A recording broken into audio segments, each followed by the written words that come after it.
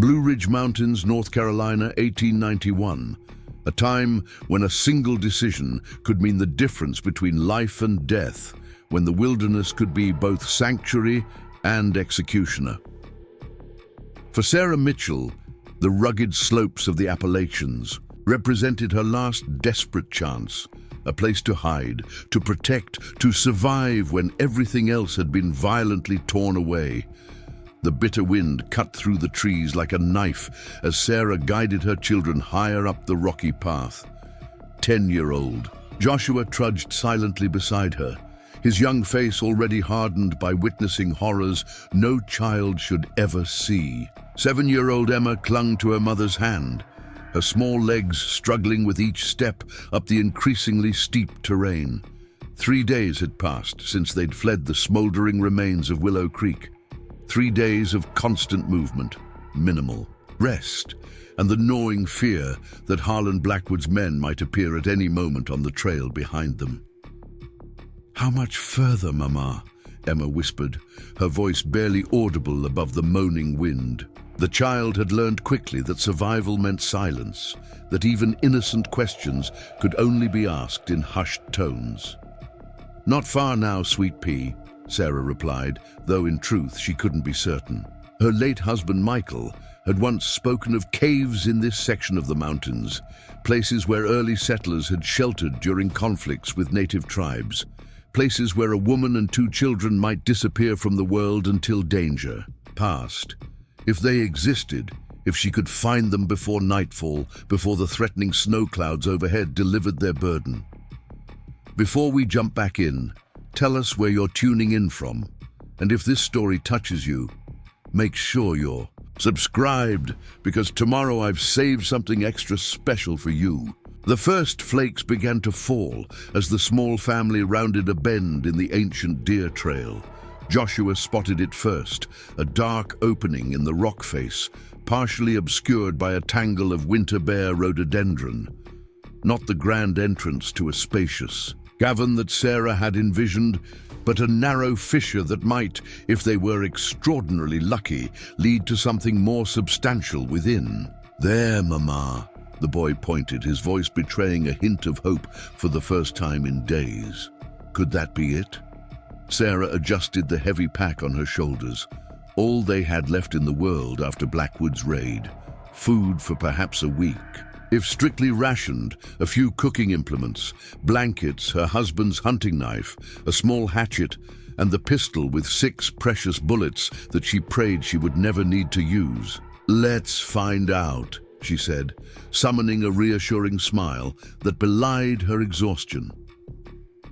They approached cautiously, Sarah instructing Joshua to stand guard with his wooden walking stick while she investigated the opening. The fissure was narrow, a tight squeeze for an adult, but it widened almost immediately into a low-ceilinged passageway that angled downward into darkness.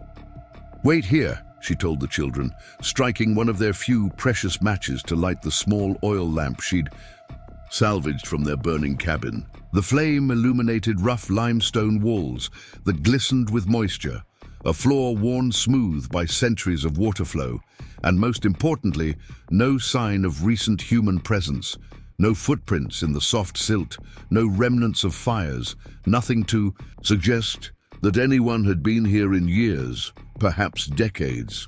The passage continued for about 20 feet before opening suddenly into a chamber that drew a gasp of relief from Sarah's lips. Here was space enough to stand upright, to move about, to create some semblance of shelter. The room measured perhaps 15 feet across, with a high domed ceiling from which water occasionally dripped into small pools on the floor. A narrow channel in one corner suggested that even in heavy rain, water had somewhere to drain rather than flooding the chamber. Most promising of all, a small crevice near the back of the chamber admitted a faint current of fresh air, resolving her immediate concern about smoke from any fire they might need. They would not suffocate, at least, and deeper within, she could hear the faint musical trickle of running water, a spring or small stream that would provide that most crucial of survival resources. Sarah returned to the entrance where the children waited anxiously, snow now dusting their threadbare woolen hats and coats. "It will do," she told them, managing to inject confidence into her voice. "It will do very well. Come see our new home." The children's reactions to the cave reflected their personalities perfectly. Joshua assessed it with serious practicality, immediately pointing out defensible features and suggesting where they might store their supplies. Emma, despite everything, found wonder in the shimmering walls and the small crystal formations that caught the lamplight, declaring it a fairy palace under the mountain. Their optimism both heartened and hollowed Sarah. They were too young to fully comprehend the desperate nature of their situation, that they were fugitives not just from the violence that had claimed their father and neighbors, but from the bitter Carolina winter that had arrived early and with unusual ferocity this year. A winter they would now face with minimal supplies, uncertain shelter, and the constant threat of discovery by men who would not hesitate to silence the only witnesses to their crimes. As darkness fell outside, Sarah organized their meager possessions, while the children gathered what dry wood they could find near the cave entrance. The small fire she eventually kindled sent shadows dancing across the limestone walls, creating an almost cozy atmosphere that belied their circumstances. They ate a sparse meal of cornbread and dried apple slices, saving the smoked venison and beans for when their need grew greater. "We'll be safe here," Sarah assured the children as she tucked them into their blankets, positioning them in the driest corner of the chamber, furthest from the entrance where cold air seeped in. "Just like the bears that sleep through winter, in their dens. And when spring comes, we'll figure out what comes next. Will we go to Aunt Catherine's in Charleston?" Emma asked sleepily, referring to Sarah's sister, who lived nearly 200 miles away, a journey that might as well have been to the moon under current circumstances. "Perhaps," Sarah said, smoothing the child's blonde hair away from her forehead. "For now, let's just rest. Tomorrow we'll make this place more comfortable." Only after both children had drifted into exhausted sleep did Sarah allow her carefully maintained composure to crack. Silent tears tracked down her face as she stared into the dying embers of their small fire. 8 days ago, they had been a complete family, Michael working at the lumber mill, the children attending the small-town school, Sarah tending their vegetable garden and helping neighbors with difficult births or childhood illnesses, her knowledge of medicinal herbs making her a valuable member of the Willow Creek community. Then Harlan Blackwood and his men had ridden in, ostensibly looking for a fugitive from justice. What they'd actually wanted was the payroll for the lumber workers, stored temporarily in the company office. When the foreman resisted, the violence had erupted with shocking swiftness. Michael, hearing the commotion, had hurried to help and taken a bullet through the heart for his trouble. Sarah had barely had time to gather the children and a few essentials before fleeing into the woods, behind their cabin, as flames began consuming the small town. From a ridge above, they'd watched in horror as Willow Creek burned, as neighbors were cut down attempting to flee, as everything familiar vanished in fire and blood. Most terrifying had been Blackwood's words, overheard as they hid trembling. "In the underbrush, find the Mitchell woman and her brats. They saw too much. No witnesses." Now, as the cave fell into darkness with the dying of the fire, Sarah clutched Michael's hunting knife and made herself a solemn promise. Her children would survive this winter. Somehow, they would endure until spring brought options beyond mere survival. She would find a way, no matter what it cost her. The first week in the cave established patterns that would carry them through the coming months. Each morning, Sarah rose before the children, rekindled their small fire, and prepared the day's first meager meal. Joshua quickly took on the responsibility of collecting firewood, venturing ever farther from the cave entrance as nearby sources were depleted. Emma appointed herself keeper of their water supply, carefully filling their containers from the small spring they'd discovered in a chamber deeper within the cave system.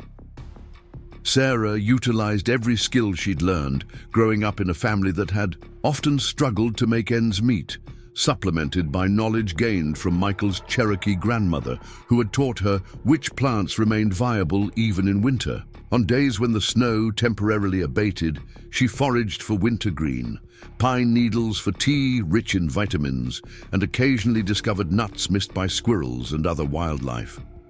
Their first major challenge came when their flour ran out after just 3 weeks. Sarah had anticipated this and had been teaching the children to recognize the inner bark of certain pines, which could be dried and ground into a serviceable, if bitter, flour substitute. They accepted this change in their diet with surprising resilience, Joshua even declaring the resulting flatbread interesting rather than inedible. Preparing and narrating this story took us a lot of time, so if you are enjoying it, subscribe to our channel. It means a lot to us. Now back to the story. The cave itself proved both sanctuary and challenge. The constant dampness meant persistent cold that seeped into bones and never fully abated, even near their carefully maintained fire. Small rivulets occasionally formed along the walls during heavy rain or snowmelt, requiring constant vigilance to keep their sleeping area and supplies dry. Worst were the days of heavy snow, when venturing outside became impossible, trapping them in limestone confines that could feel either comfortingly secure or oppressively constraining, depending on moods and circumstances. Sarah implemented daily routines that served multiple purposes, keeping the children occupied, maintaining necessary survival tasks, and providing education that prevented their minds from stagnating during isolation. Joshua practiced reading from the single book they'd salvaged, a collection of frontier tales that grew increasingly tattered as winter progressed. Emma learned simple arithmetic by counting their supplies and calculating how long they might last at current consumption rates. Both children received practical lessons in survival skills, how to move silently through forest, how to recognize animal tracks in snow, how to distinguish edible plants from toxic lookalikes. Sarah knew these skills might mean the difference between life and death, not just during their current circumstances, but in whatever uncertain future awaited them. December brought a particularly bitter cold snap that coincided with Emma developing a high fever and cough. For 3 terrifying days, Sarah nursed her daughter using the few medicinal herbs she'd managed to dry and store, supplemented by pine needle tea rich in vitamin C. She melted snow for cold compresses when the fever peaked, and held the small, shivering body close during the worst of the chills. During those desperate hours, Sarah came closest to breaking under the strain. Joshua watched with solemn eyes as his mother prayed fervently over his sister's feverish form, making bargains with God that she would later be ashamed to remember. When Emma's fever finally broke on the 4th day, Sarah wept with relief, her tears falling onto the sleeping child's face. "She'll be all right now, won't she, Mama?" Joshua asked, his attempt at mature stoicism betrayed by the tremor in his voice. "Yes," Sarah assured him, pulling him close with her free arm. "Your sister is stronger than she looks, like all of us have to be now." The boy nodded against her shoulder. "I found rabbit tracks today, near the big fallen oak. If you showed me how to set the twine snares like Pa taught you, maybe we could have meat again."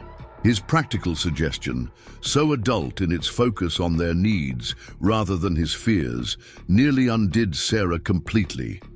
Her son was being forced to grow up too quickly, learning lessons about mortality and survival that no child his age should face. Yet she couldn't deny the practicality of his suggestion. Their food stores were dangerously low, and fresh meat would provide nutrients they desperately needed. The next day, feeling comfortable enough to leave Emma resting in the cave under Joshua's watchful eye, Sarah ventured out to check the snares they had set together. The bitter wind cut through her inadequate clothing, a harsh reminder of how ill-prepared they were for a winter in the mountains. Their second stroke of fortune, after finding the cave, came when the crude snare actually yielded a winter-thin rabbit, providing their first fresh meat in nearly a month. January brought both the deepest cold and their closest call. Sarah had ventured further than usual in search of firewood, the nearby areas having been completely depleted of fallen branches. The snowfall had temporarily abated, creating safer conditions for exploration, or so she thought, until the sound of voices carried through the crystal-clear winter air. She froze instantly, pressing herself against the rough bark of a massive oak. The voices grew clearer, men, at least 3 of them, moving in her direction. With horror, she recognized one distinctive voice with its Louisiana drawl. "Blackwood says to make one more sweep of this section before moving on," the voice instructed.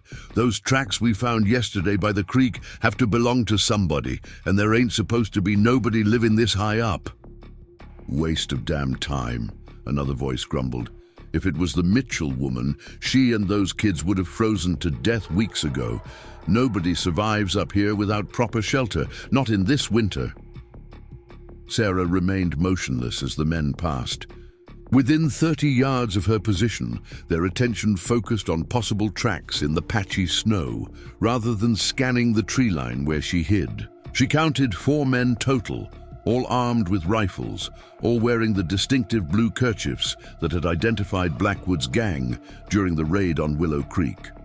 Only when their voices had faded completely did she dare move, abandoning the firewood she'd collected and taking a circuitous route back to the cave, carefully avoiding leaving tracks where possible and disguising them where unavoidable. The children immediately sensed her distress when she returned empty-handed and wide-eyed.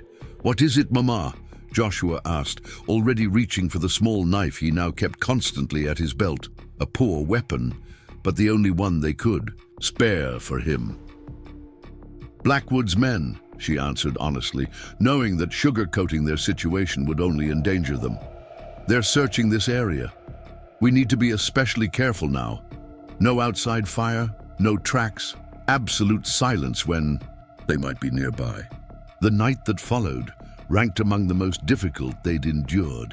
Without fresh firewood, they couldn't risk more than the smallest flame, barely enough to prevent freezing. They huddled together under every blanket and piece of clothing they possessed, listening to the wind howling outside and imagining pursuers in every gust. For 3 days, they maintained this heightened vigilance, Sarah venturing out only once for absolute necessities, moving like a ghost through the winter forest as Michael had taught her during their hunting excursions in happier days. On the 4th day, a new storm arrived, dumping nearly 2 feet of fresh snow that would effectively erase any remaining traces of their presence. And Sarah hoped to convince Blackwood's men that no one could possibly be surviving in these mountains. February brought new challenges as their carefully managed food supplies dwindled toward a critical threshold. Sarah had been reducing her own portions for weeks, ensuring the children received adequate nutrition. The resulting lightheadedness and constant fatigue made every task more difficult, from gathering firewood to setting snares to the increasingly frequent foraging trips that extreme hunger necessitated despite the continuing danger. One bitter afternoon, as Sarah returned from checking their snares, empty again, the wildlife having become scarce in the deepest part of winter, she discovered Joshua engaged in a forbidden activity, attempting to fashion a crude bow from a flexible branch, using their precious twine for a bowstring. "I know you said we couldn't spare the twine," he said defensively before she could scold him, "but I've been practicing with straight sticks like Pa showed me, and I think I could hit a squirrel, or maybe even a turkey if we had a real bow. We need meat, Mama. You're getting too thin." The simple observation, delivered with a child's directness, caught Sarah off guard. She hadn't realized her deteriorating condition was so visible. Rather than anger at his disobedience, she felt a surge of pride at his initiative and concern. "You're right," she acknowledged, sitting beside him to examine his handiwork. "But the bow needs to be cured properly or it will break on the first draw. Let me show you how your father would have done it." Together, they worked on the weapon, Sarah drawing on memories of watching Michael craft hunting implements. Joshua proved an apt pupil, his small hands surprisingly dexterous as they carefully shaped the wood. By evening, they had a functional, if rudimentary bow and 3 arrows tipped with sharpened stone. Joshua's first successful hunt occurred 3 days later, a scrawny squirrel that nonetheless provided a crucial protein supplement to their dwindling stores. The boy's pride in his contribution manifested not in boasting, but in the solemn care with which he prepared the tiny carcass, wasting nothing, just as his father had taught him.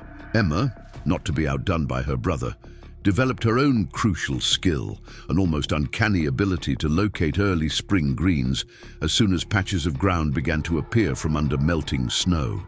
Her small fingers proved adept at discovering tender shoots of chickweed and dandelion greens that added vital nutrients to their diet.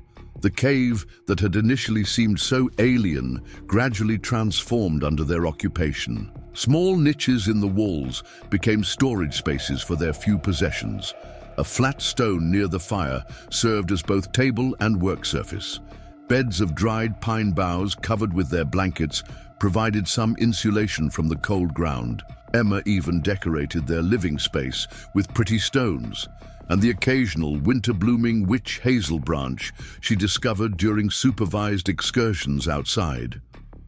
"It's almost like a real home now," she declared one evening as they sat around their small fire, the flames casting long shadows against limestone walls that had witnessed centuries of mountain winters. Sarah smiled at her daughter's ability to find contentment in their desperate circumstances, even as she worried about the calendar she'd been maintaining through careful tracking of days. Late February had arrived, bringing slightly longer daylight hours, but no significant warming. Their supplies, even with careful rationing and supplementation from hunting and foraging, would not last beyond another 3 weeks at most. "Tell us about our real home again," Joshua requested, his voice betraying a rare childlike quality that his premature adulthood had largely suppressed. "About Willow Creek before everything." Sarah gathered her children close, recognizing their need for emotional as well as physical nourishment. "Our little cabin with the blue door that your father painted the color of summer sky," she began, the familiar recitation taking on the quality of a fairy tale. "Once upon a time, in a place that no longer existed." She described Michael's vegetable garden with its neat rows and the swing he'd hung for them from the old oak tree, the swimming hole where Joshua had learned to paddle the previous summer, the way sunlight filtered through the curtains Emma had helped sew. The children listened with rapt attention, Emma occasionally adding details from her own memories, Joshua remaining silent but intensely focused, as if committing every word to memory. Sarah wondered if they understood on some level that they were preserving something that existed now only in recollection, a life irretrievably lost. Their reminiscence was interrupted by a sound that froze all three in place, the distant crack of a rifle shot echoing across the mountainside. A second shot followed almost immediately, then a third. "Is it them?" Emma whispered, her small body tensing against Sarah's side. "The bad men?" "I don't know," Sarah admitted, already moving to extinguish their fire. "But we need to be very quiet now, just like we practiced." The children responded with the discipline born of months of survival training, immediately gathering essential items and moving deeper into the cave system where a secondary chamber offered additional protection. Sarah grabbed Michael's pistol from its hiding place wrapped in oilcloth, checking that it remained loaded and functional despite months of cave dampness. For hours they waited in darkness and silence, the children eventually drifting into uneasy sleep while Sarah maintained vigilant watch. No further shots sounded, nor did she detect any movement near the cave entrance. Eventually, she allowed herself to doze, though her sleep remained light and troubled, her hand never straying far from the pistol. Dawn brought no answers, only the soft pattering of rain against stone. The first rain rather than snow in months, a potential harbinger of early spring. Sarah debated whether to venture out to investigate the source of the gunshots or maintain their secure position in the cave. Caution won out. They remained hidden throughout the day, subsisting on their dwindling supplies and collected water. The rain continued for 3 days, steady but not torrential, gradually diminishing the snowpack that had isolated them throughout winter. On the 4th morning, Sarah woke to unmistakable signs of accelerating spring, birdsong that had been absent for months, the steady drip of melting snow from tree branches, a quality of light filtering into the cave entrance that carried the promise of genuine warmth. "I need to scout," she told the children over their morning meal of pine needle tea and the last of their cornmeal porridge. "The shooting we heard might have been hunters rather than Blackwood's men. If the valley is beginning to thaw, there might be opportunities to find better food or even make contact with travelers on the main road." Joshua immediately volunteered to accompany her, but Sarah was firm. "You stay with Emma. You know the signals if there's trouble, and you know the deeper passages where you can hide if necessary." With obvious reluctance, the boy nodded his agreement. His growth during their months of isolation showed not just in his increased height and leaner frame, but in the way he automatically checked their defenses as Sarah prepared to leave. The sharpened stakes positioned near the entrance, the loose rocks piled ready to create a barrier if needed, the escape route to the deeper cave system clearly marked with white stones for navigation in darkness. Sarah departed shortly after dawn, moving with the cautious efficiency that had become second nature. The forest had transformed almost overnight, patches of bare ground emerging between melting snowdrifts, small streams running vigorously with meltwater, early spring flowers pushing tentatively through the forest duff. In another context, another life, she would have found it beautiful. She maintained a vigilant awareness of her surroundings as she descended toward the valley, noting, with relief, the absence of human tracks in the remaining patches of snow. Whatever hunting party had fired those shots days earlier appeared to have moved on. Perhaps they might survive this ordeal after all, reaching spring with their small family intact, eventually making the journey to Catherine's home in Charleston, where they could rebuild some semblance of normal life. Sarah had just begun gathering early greens from a south-facing slope when instinct rather than sound made her freeze in place. Something had changed in the forest's atmosphere, a subtle shift that raised the fine hairs on the back of her neck. She slowly straightened, casually adjusting her position to scan the surrounding trees while keeping her movements natural, as if still focused on foraging. At first, she saw nothing amiss. Then a flash of movement caught her peripheral vision, something large moving with deliberate care through the underbrush approximately 50 yards downslope. Not an animal, though the figure moved with similar woodland stealth. A man, tall and broad-shouldered, dressed in buckskins that blended with the winter-pale forest. Sarah eased backward toward the cover of a large boulder, her hand moving to the knife at her belt. The pistol remained hidden in the cave, deemed too valuable to risk losing on a foraging expedition.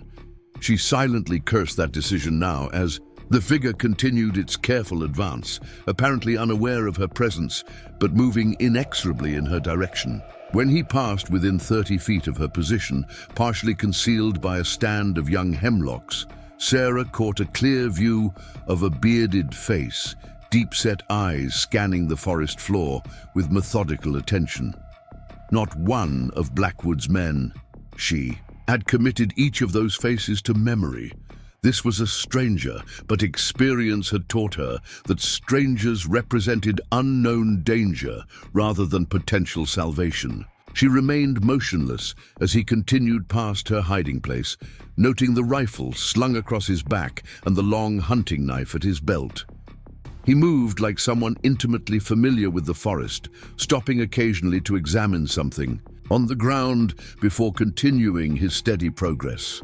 A tracker, Sarah realized with growing apprehension, and based on his trajectory, he appeared to be following a trail that would eventually lead toward the cave. Her trail, perhaps, though she had been careful, or worse, had the children ventured out against her instructions, leaving signs for this woodsman to follow?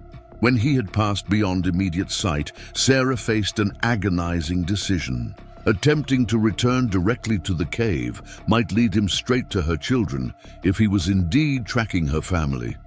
Confronting him carried its own deadly risks. Creating a false trail to lead him away would mean delaying her return, potentially, leaving Joshua and Emma vulnerable if this man had companions searching other sections of the mountain.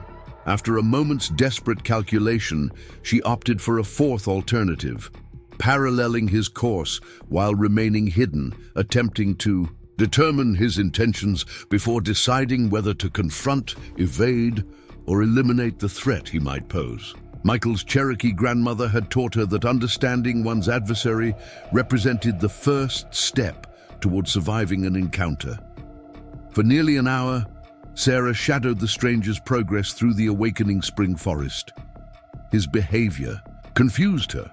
He moved with purpose, yet frequently stopped to examine plants, occasionally harvesting specimens that he carefully stored in a leather pouch. Not the behavior of someone primarily tracking human prey, yet his general direction continued to worry her as it gradually angled toward the ridge where their cave was located. When he paused at a small stream to refill his water container, Sarah made her decision. She circled ahead of him, selecting a position that offered both cover and escape routes, then deliberately snapped a dead branch underfoot, loud enough to draw attention without revealing her exact location. The reaction was immediate.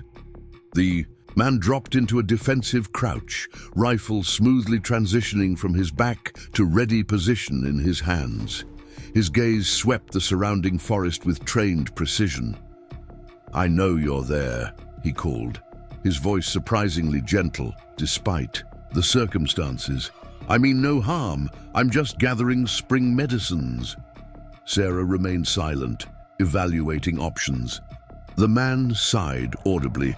"I've been aware of someone shadowing me for the past mile," he continued conversationally. "You move well for a townsperson, but you disturbed a grouse back near the lightning-struck oak. Been wondering when you'd make yourself known." The casual revelation that he had known of her presence all along shifted Sarah's assessment significantly. This was no ordinary hunter, but someone with skills that matched or exceeded her own. The danger he represented increased exponentially with this realization. "I have no quarrel with anyone on this mountain," the man added, slowly returning his rifle to his shoulder as a gesture of good faith.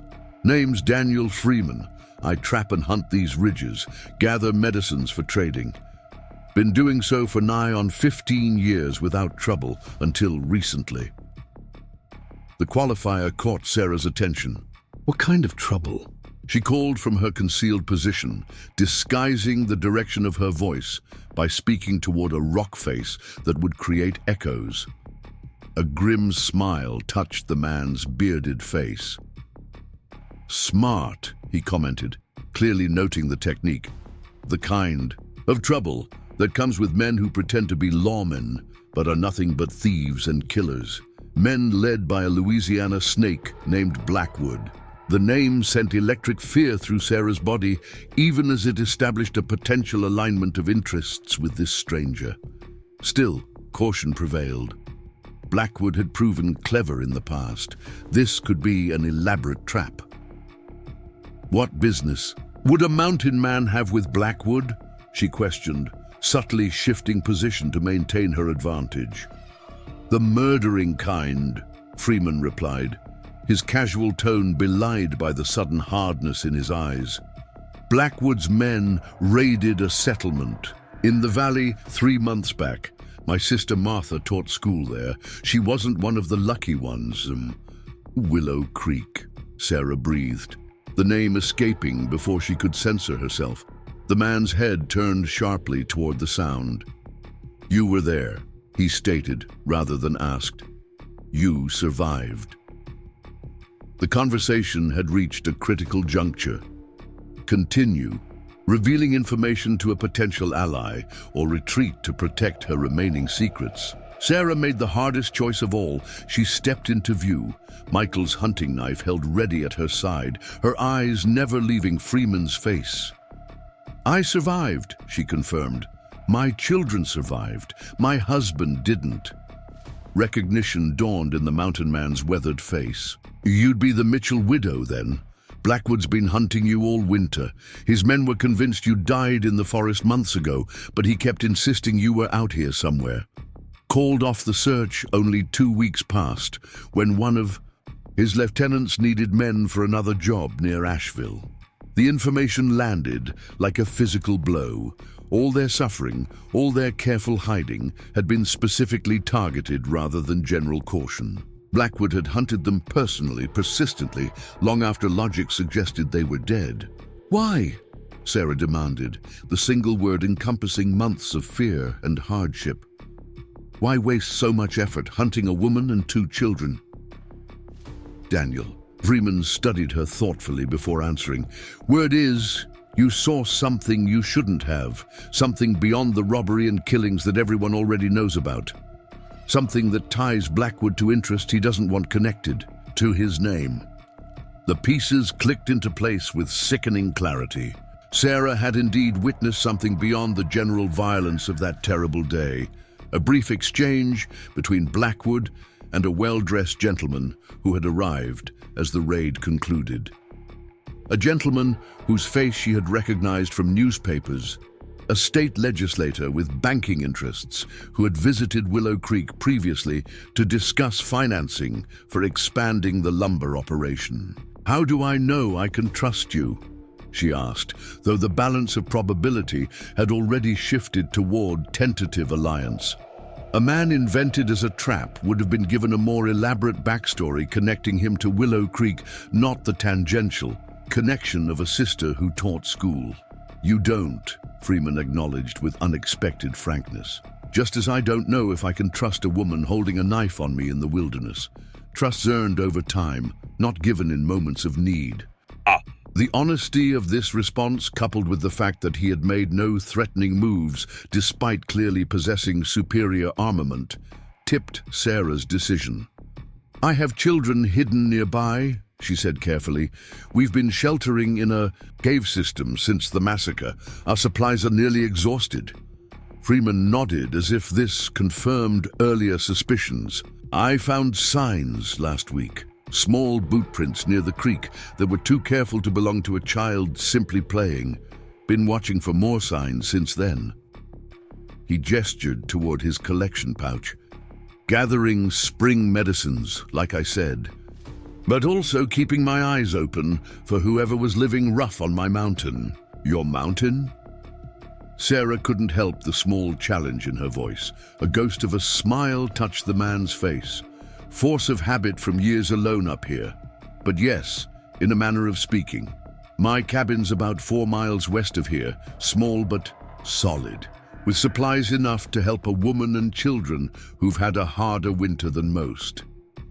The offer hung in the air between them, sanctuary, assistance, an end to their desperate isolation.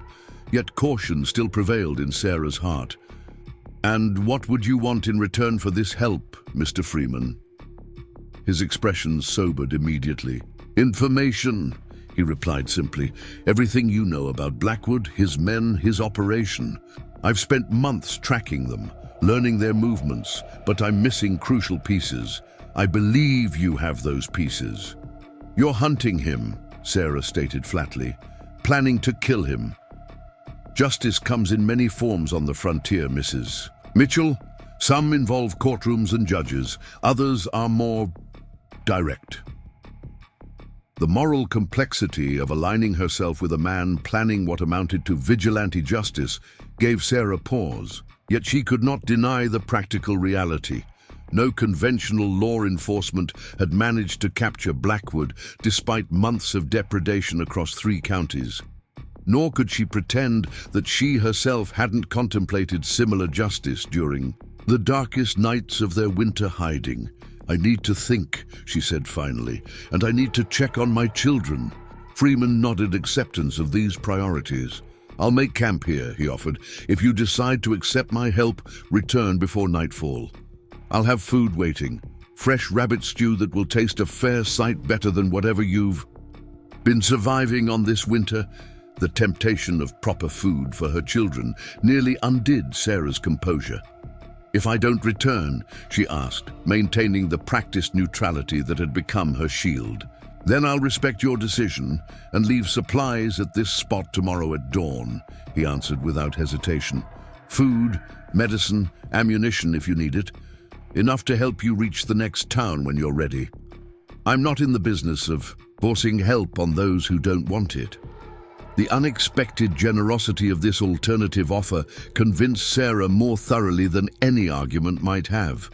A man willing to provide assistance, even if rejected, possessed a quality of character, increasingly rare in their harsh world. "I'll return before sunset," she said simply, then melted back into the forest before he could respond. As Sarah made her way carefully back toward the cave, her mind raced with possibilities and dangers. Meeting Daniel Freeman represented their first human contact in months, the first potential ally since the destruction of Willow Creek. Yet trust came slowly after witnessing how quickly civilization could dissolve into barbarism. While still 100 yards from the cave entrance, she gave the distinctive bird call signal she had established with Joshua to indicate her approach. The answering call came promptly, followed moments later by the boy himself emerging cautiously from their hidden lookout position. "Mama!" he exclaimed with obvious relief, running to her once he confirmed she was alone. "We heard more gunshots while you were gone.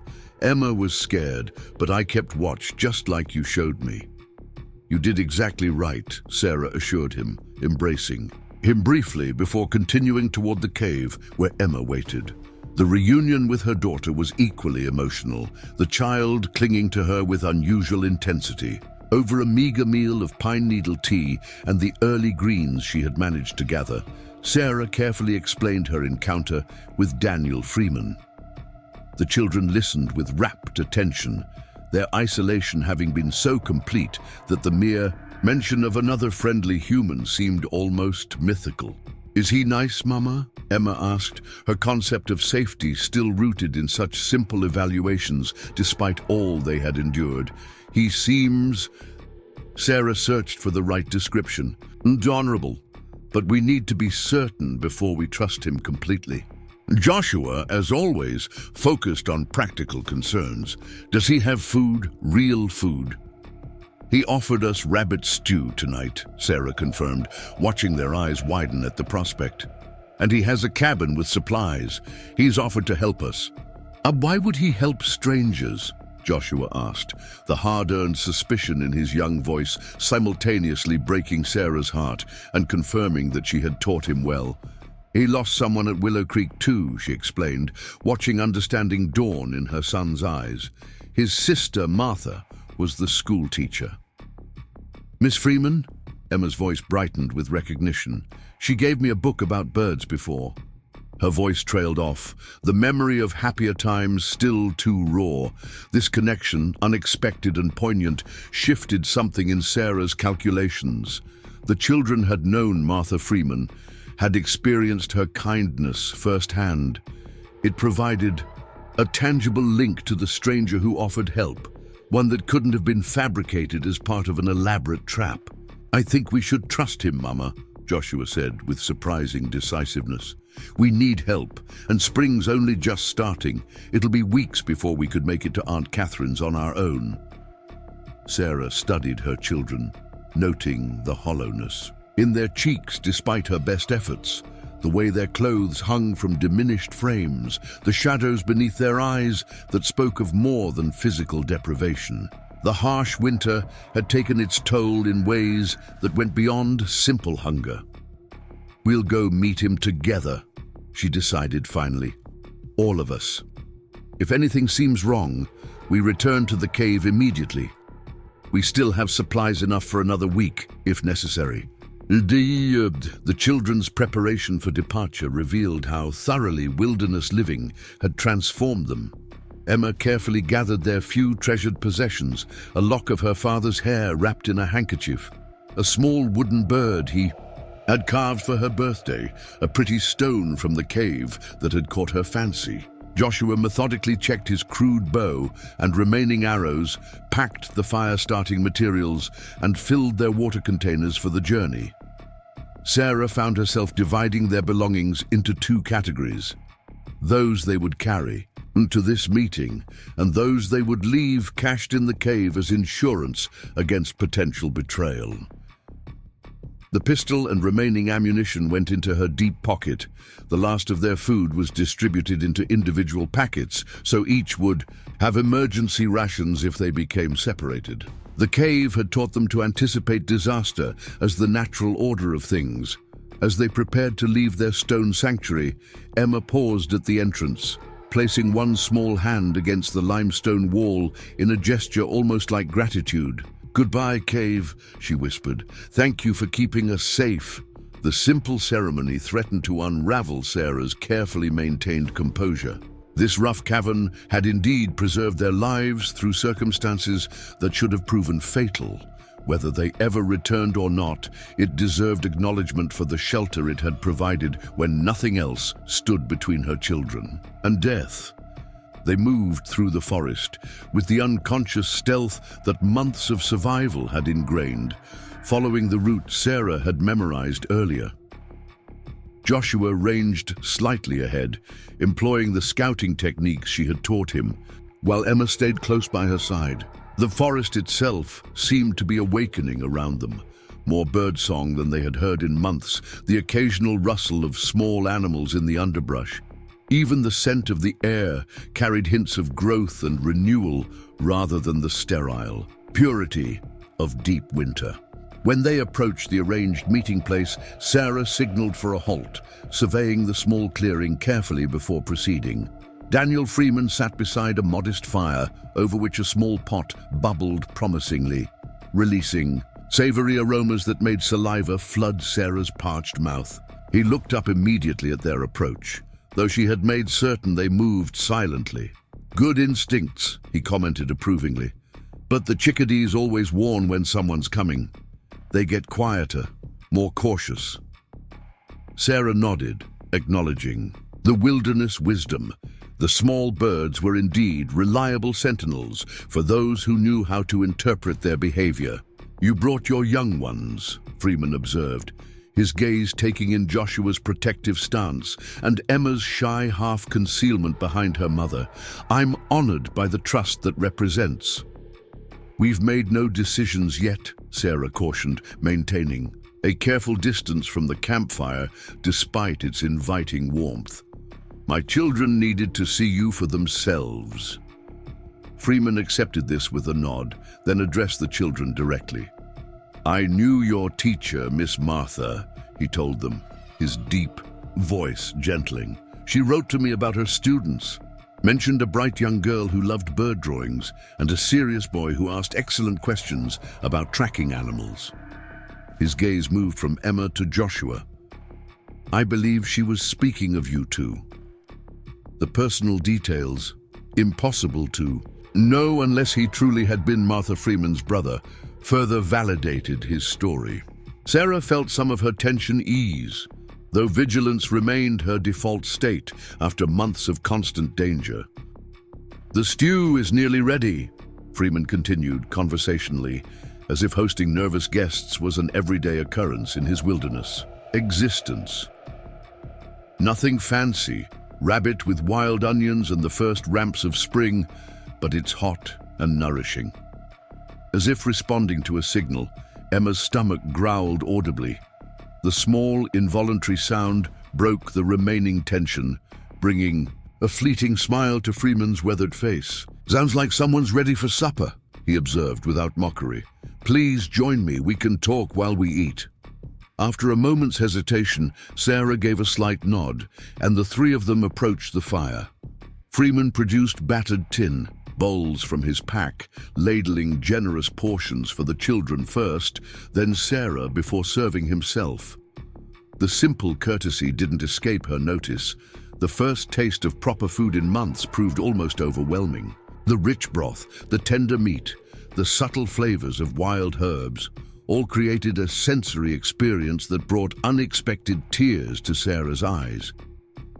She blinked them away quickly, not wanting Freeman to misinterpret her emotion, but not before he had noticed. "First real meal in a while, I expect," he commented quietly, while the children focused entirely on their food. "The cave kept you alive, but it's a hard place to thrive." Sarah nodded, temporarily beyond words as she savored flavors that had become distant memories during their months of deprivation. When she finally spoke, she addressed the question that had hovered unspoken since their meeting. "What exactly are you proposing, Mr. Freeman?" He considered this as he ate, his movements deliberate and efficient. "In the immediate term, shelter and safety at my cabin while you all recover your strength. It's remote enough that Blackwood's men never venture there, well stocked with provisions, and has a second room where you and your children could have privacy." "And after that?" Sarah pressed, needing to understand the full scope of his offer. "That would depend on what you decide, Mrs. Mitchell. I can help guide you to your sister in Charleston when you're ready for the journey. Or," he hesitated fractionally, "I could use your assistance in bringing Blackwood to justice. Either way, the choice would be entirely yours." "What kind of assistance?" Joshua interrupted, having finished his stew with remarkable speed. His intense focus on the conversation reminded Sarah again of how much this winter had aged him beyond his years. Freeman regarded the boy with respect rather than condescension. "Information, primarily. Your mother saw something the day of the raid. Something important enough that Blackwood hunted for her specifically, long after most men would have given up the search." Sarah felt three pairs of eyes turned toward her expectantly.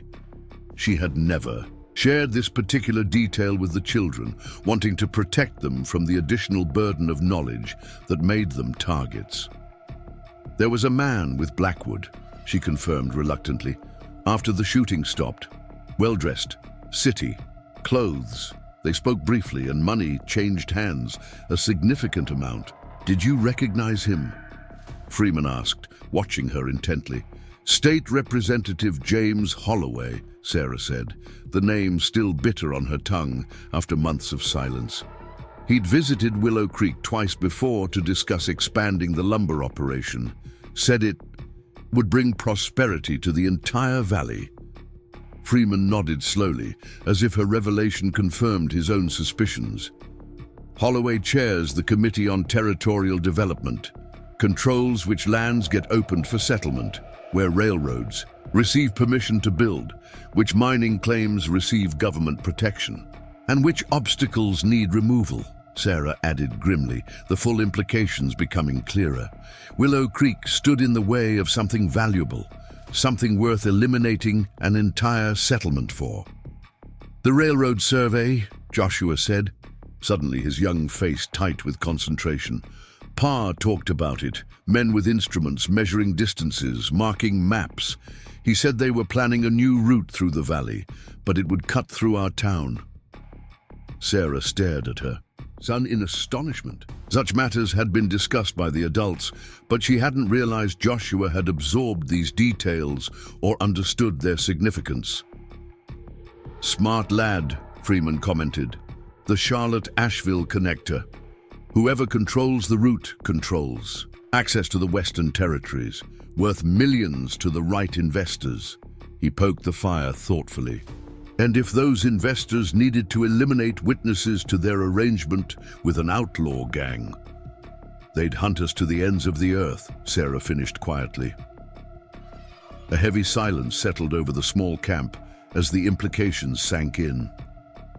Even Emma, though too young to fully comprehend the politics involved, sensed the gravity of the conversation, pressing closer to her mother's side. "What can 3 people and a mountain man do against power like that?" Sarah finally asked, giving voice to the hopelessness that threatened to overwhelm her hard-won resilience. Freeman's expression hardened. "Bring evidence to the right people. There's a federal marshal, Thomas Wilson, investigating corruption along the railroad development. Man of principle, from what I hear. With your testimony and some documentation, I've gathered we might be able to build a case strong enough that even Holloway's political connections couldn't shield him." "Documentation?" Sarah questioned, her interest piqued despite her caution. "I've been tracking Blackwood's gang for months," Freeman explained. "Recorded their movements, the timing of raids, messages exchanged, found evidence of payments at one of their abandoned camps, money with banking marks that could be traced back to Holloway's development company." He paused. "It's not enough on its own, but with a credible witness who saw them together." "You need me to testify," Sarah concluded. The prospect filled her with dread, placing herself and her children in the public eye, becoming targets not just for Blackwood, but for powerful men with political connections and unlimited resources. "I won't pretend it wouldn't be dangerous," Freeman acknowledged, reading her expression accurately. "But hiding forever carries its own dangers, as you've learned this winter. These men won't simply forget what happened at Willow Creek. As long as any witnesses survive, they remain vulnerable." Joshua, who had been listening intently, straightened his thin shoulders. "Pa would want us to stand up to them," he said, with quiet certainty. "He always said running from trouble just means it catches you when you're tired." Out of the mouths of children, Sarah thought, her heart constricting at this echo of Michael's philosophy. Her husband had indeed believed in confronting injustice directly, a principle that had ultimately cost him his life. Yet here was their son, keeping that flame of moral courage alive even after witnessing its most terrible consequence. "We should help Mr. Freeman, Mama," Emma added unexpectedly, her small face solemn. "Miss Martha was nice to everybody. The bad men shouldn't get away with hurting her." Sarah looked at her children, these remarkable beings who had endured months of privation and danger, yet somehow maintained an essential humanity that circumstances should have stripped away. Then she turned to Daniel Freeman, studying him with renewed attention. What she saw reassured her, a man weathered by solitude and hardship yet not broken by it. His eyes held pain, similar to what she carried, but also determination and a fundamental decency that couldn't be easily counterfeited. Most convincingly, he had made no attempt to pressure her decision, despite clearly needing her cooperation, for his quest for justice. "I'll need time to think," she said finally, "and my children need rest and proper food before any decisions are made about journeys or testimonies." Freeman nodded, accepting her temporizing with good grace. "My cabin is yours for as long as you need it, regardless of what you decide. We can head there tonight or camp here and travel in the morning if the children are too tired." Sarah glanced at Emma, noting the fatigue evident in her drooping shoulders despite the nourishment of the stew. "Morning would be better. We've grown accustomed to our cave. One more night there won't matter." "I'll accompany you then," Freeman offered, already beginning to pack his cooking equipment. "Not from lack of trust," he added quickly, seeing Sarah's expression tighten, "but because these mountains have other dangers besides Blackwood. Mountain lions track easy prey this time of year, when winters made everything hungry." The practical concern was reasonable enough that Sarah found herself nodding agreement. "You can make camp near the cave entrance. I'll show you the spring where we get water." As they prepared to return to the cave, Joshua helped Freeman extinguish the fire, while Emma assisted her mother in gathering the remaining stew into a container Freeman provided. The domesticity of these simple tasks felt almost surreal after months of desperate survival measures, a tentative step back toward normal human interaction. Their journey to the cave proceeded quietly, each lost in private thoughts as twilight descended on the forest. Freeman moved with the same silent efficiency Sarah had noted earlier, adapting his pace to accommodate Emma's shorter stride without comment or complaint. His woodcraft impressed her professional eye. He left minimal sign of passage and maintained constant awareness of their surroundings without displaying obvious vigilance that might alarm the children. When they reached the concealed entrance, Sarah felt a strange emotion she couldn't immediately identify. Only after they had entered the limestone passage did she recognize it. Relief. Despite everything, this cold stone shelter had become home, a place of relative safety in a world that had proven treacherous beyond imagination. One more night, embraced by mountain stone before venturing into yet another uncertain future, seemed suddenly precious. Freeman remained outside as promised, establishing a small camp within calling distance, but far enough away to preserve their privacy. Before retiring, he provided additional food from his pack, dried apples and a small portion of precious sugar, a gesture that earned him Emma's immediate adoration. Inside their stone sanctuary, Sarah arranged their bedding for the final night, adding extra pine boughs for comfort now that conservation of resources no longer dictated absolute minimalism.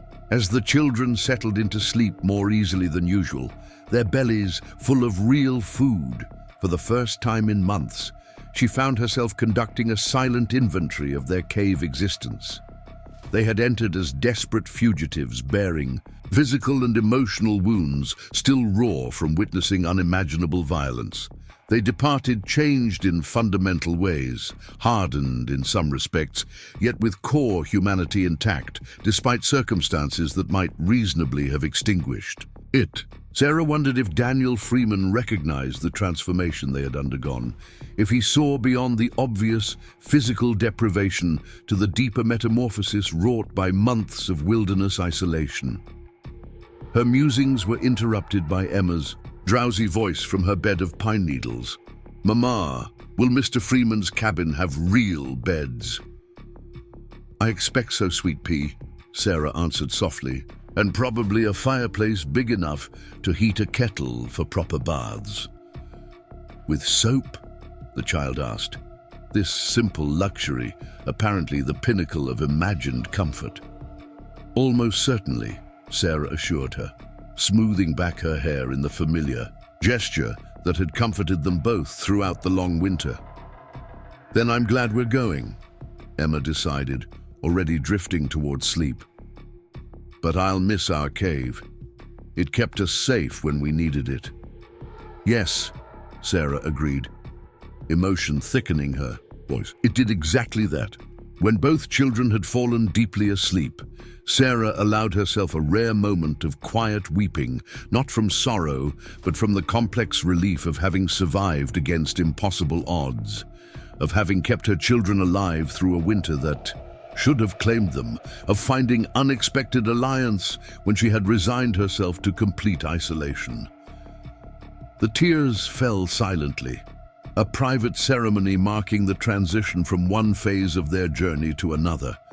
Dawn arrived with unusual brightness, sunlight penetrating deeper into the cave entrance than they had witnessed in months.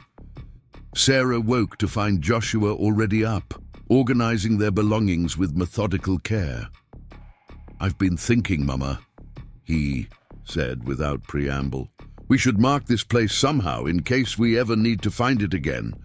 The practical suggestion carried emotional resonance that Sarah recognized immediately. This cave represented more than temporary shelter. It had become a foundational chapter in their family's transformed story. "That's a good idea," she agreed. "What did you have in mind?" Joshua indicated a relatively smooth section of wall near the entrance. "I thought we could carve our initials and the date. Not our full names in case someone else finds it someday, but enough so we'd know." Sarah retrieved Michael's hunting knife from her pack, offering it to her son with ceremonial solemnity. "You should do it. You worked the hardest to keep us safe here." The boy accepted the knife with obvious emotion, carefully scratching JM-EM-SM, winter 1891-92, into the limestone. Below this, he added a simple symbol, a small flame enclosed by a circle that Sarah recognized as Michael's trail mark used to identify blazes on hunting expeditions. "Pa would have been proud of us," Joshua said quietly as he returned the knife, "especially of you, Mama." The simple statement threatened to unravel Sarah's composure entirely. She pulled him into a fierce embrace, marveling at the young man, emerging from childhood under the harshest possible circumstances. "He would have been proudest of you," she whispered against his hair. "You've become exactly the son he hoped to raise." Their private moment was interrupted by Emma's awakening and subsequent excitement about the journey ahead. The girls' resilience continued to astonish Sarah. Despite everything they had endured, Emma maintained a capacity for joy that surfaced at the slightest opportunity. Breakfast consisted of the remaining stew shared between them, providing more substantial nourishment than anything they had consumed in months. As they ate, Sarah outlined clear expectations for their interaction with Daniel Freeman, emphasizing continued caution without alarming the children unnecessarily. "We'll accept his help," she explained, "but remain alert. Joshua, you'll stay close to Emma at all times. I want to know immediately if anything seems wrong or makes you uncomfortable." The children nodded solemnly, well accustomed to security protocols after months of hypervigilance. Sarah didn't need to explain the potential dangers. They had lived them too intimately to require elaboration. When they emerged from the cave into the crystal morning air, they found Freeman already prepared for departure. His few belongings packed efficiently, no trace of his overnight camp remaining. Beyond a small circle of disturbed earth where his fire had been. "Slept well?" he inquired, his tone friendly but not intrusive. "Better than usual," Sarah admitted. "Proper food makes a difference." Freeman nodded understanding. "My cabin's about 4 hours' walk from here. Longer with little legs," he added with a glance at Emma. "But we're in no hurry. The forest provides plenty to teach along the way." This last comment proved prophetic as their journey unfolded. Freeman possessed an encyclopedic knowledge of woodland resources, pointing out early spring greens, medicinal plants, and signs of animal activity that even Sarah's experienced eye had missed. His teaching style engaged both children immediately, respectful of their intelligence while acknowledging their different levels of comprehension. For Joshua, he demonstrated subtle tracking techniques, explaining how the angle of disturbed moss could indicate not just an animal's direction, but how recently it had passed. With Emma, he shared names of emerging wildflowers, explaining their uses in traditional medicines and connecting them to stories from Cherokee tradition that his grandmother had taught him, much as Michael's grandmother had instructed Sarah. This cultural connection created another unexpected bridge between them. When Sarah mentioned Michael's partial Cherokee heritage, Freeman displayed genuine interest rather than the dismissive attitude common among white settlers. Their conversation gradually expanded to include other topics: the best seasons for fishing local streams, methods for predicting weather from cloud patterns, preservation techniques for different types of forage. Throughout these exchanges, Sarah maintained a vigilant awareness of their surroundings, regularly checking for signs of other human presence. Freeman noticed but didn't comment on her caution, respecting her need for continued security measures despite their developing rapport. By midday, they had covered significant distance, following game trails that wove through increasingly unfamiliar terrain. Emma's energy began flagging despite her determination to keep pace. Without discussion, Freeman fashioned a quick travois from saplings and his coat, creating a makeshift sled on which the tired child could rest while he pulled her over sections of relatively smooth ground. This simple kindness, offered without fanfare or expectation of gratitude, did more to earn Sarah's trust than any words could have achieved. She recognized in it the actions of a man accustomed to considering others' needs, to finding practical solutions, rather than imposing hardship in the name of self-reliance. "You've had children in your life before," she observed during a brief rest stop, where Joshua helped Emma gather early berries from a sunny slope. Freeman's expression shifted subtly, pain surfacing before being carefully contained. "A son," he confirmed quietly, "and a daughter. Yellow fever took them and their mother 12 years ago. That's when I came to these mountains." The revelation explained much about his manner with Joshua and Emma, the natural understanding of children's capabilities, the patience with their questions, the instinctive adjustments to their needs. It also illuminated his solitary existence and the depth of his devotion to avenging his sister, perhaps the last family connection he had maintained. "I'm sorry," Sarah offered, the simple words inadequate yet sincere. Freeman acknowledged her sympathy with a slight nod. "Loss shapes us," he said after a moment, "but it doesn't have to define us entirely. Your children are evidence of that. They've endured what would break most adults, yet they still find joy in berries and bird songs." The observation struck Sarah with unexpected force. She had been so focused on their physical survival, on immediate security concerns, that she had perhaps undervalued this essential resilience, their ability to experience simple pleasures, despite circumstances that should have extinguished such capacity. Their journey resumed with renewed energy after the brief rest, Freeman setting a pace that balanced progress with conservation of strength. As they traveled, the terrain gradually changed, transitioning from the steeper slopes where their cave had been located to more gently rolling woodland, interspersed with occasional meadows, where early spring flowers created carpets of subtle color. "We're entering my regular hunting grounds," Freeman explained, as they crossed a small stream via stepping stones he helped Emma navigate. "From here to my cabin is about an hour's walk. We should arrive well before sunset." The information provided welcome encouragement, particularly for Emma, whose initial excitement had waned with physical fatigue despite the travois assistance. Joshua, by contrast, seemed energized by the journey, constantly ranging ahead to examine interesting tracks or plants before returning to report his findings. Sarah watched her son's growing confidence with mixed emotions, pride in his development tempered by awareness of all he had lost. A normal 10-year-old should be playing with friends, attending school, gradually learning adult skills in safe, structured environments. Instead, Joshua had been forced into precocious maturity by circumstances beyond anyone's control. As they approached Freeman's property, subtle signs of human management became apparent in the landscape. Game trails widened into more deliberate paths. Certain productive berry bushes showed evidence of careful pruning. Occasionally, they passed trees marked with small, unobtrusive symbols that Sarah recognized as boundary indicators.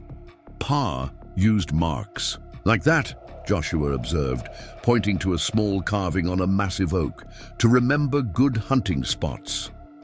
"Your father knew woodland ways?" Freeman asked, genuine interest in his tone. "Some," Sarah answered. "His grandmother was full Cherokee, taught him traditional skills when he was young. He passed what he remembered to us." Freeman nodded approvingly. "Those old ways kept people alive for centuries before settlers arrived. Shame how much knowledge has been lost through disrespect." The sentiment, expressed without self-consciousness or performing virtue for her benefit, further confirmed Sarah's growing assessment of the man. Whatever his other qualities or flaws, Daniel Freeman possessed none of the casual prejudice common among frontier inhabitants. His respect for indigenous knowledge appeared genuine rather than performative. Their first glimpse of his cabin came as they crested a small rise overlooking a natural clearing. Unlike the crude shelters common among mountain men, this structure showed evidence of considerable skill and permanent intention. Built of squared logs with a proper shingled roof rather than bare necessities, it featured glass windows, a substantial stone chimney, and a covered porch that wrapped around two sides. Nearby stood several outbuildings, a smokehouse, what appeared to be a workshop, and a small barn where a mule could be seen grazing in an adjacent paddock. "You built all this yourself?" Sarah couldn't keep the surprise from her voice. The homestead represented years of methodical labor, far beyond temporary shelter. "Had time on my hands," Freeman replied with characteristic understatement. "Winters? Get long up here. Building keeps the mind occupied." As they approached closer, additional details became visible.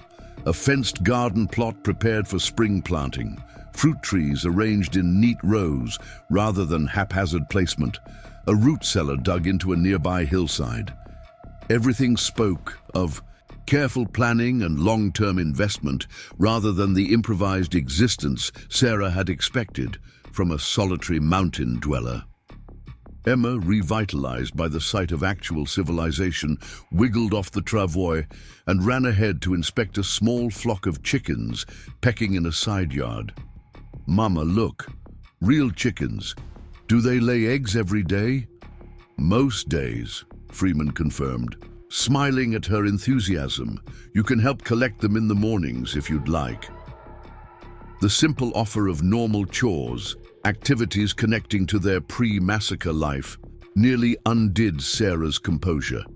She busied herself adjusting her pack straps to hide the sudden moisture in her eyes, unprepared for how powerfully such small normalcies would affect her after months of pure survival thinking.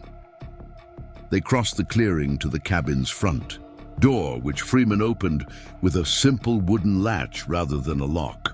"No need for keys this far from neighbors," he explained, noting Sarah's observation of this detail.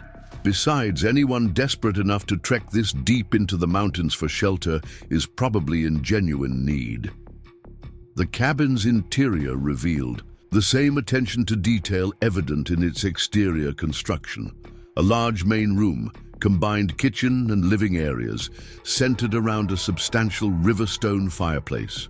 Handcrafted furniture, a table with benches, several chairs, shelves filled with books and practical items, created an atmosphere of rustic comfort rather than mere functionality. "Through there?" Freeman indicated a doorway covered by a woven blanket. "Is the second room. Has its own small fireplace and enough space for the three of you. Been using it mostly for storage, but cleared it out last winter thinking I might have visitors someday." The slight hesitation in his voice suggested that such visitors had been an aspiration rather than expectation during his years of solitude. Sarah stepped through the doorway, immediately assessing the space with a mother's practical eye. The room contained a proper bed frame, with a straw mattress large enough for herself and Emma, plus a smaller trundle arrangement that could serve Joshua. A chest for clothing storage, a small table with a wash basin, and even a rag rug that added unexpected comfort to the plank flooring. "This is more than generous," she said, turning back to Freeman, who waited respectfully at the threshold. "We can't possibly impose to this extent."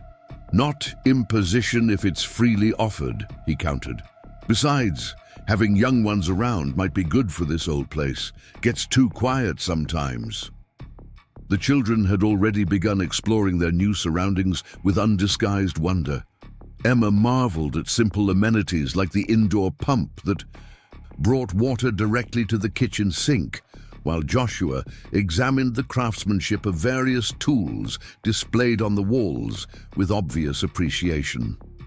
"First order of business," Freeman announced, "is getting everyone properly fed, then hot water for washing up.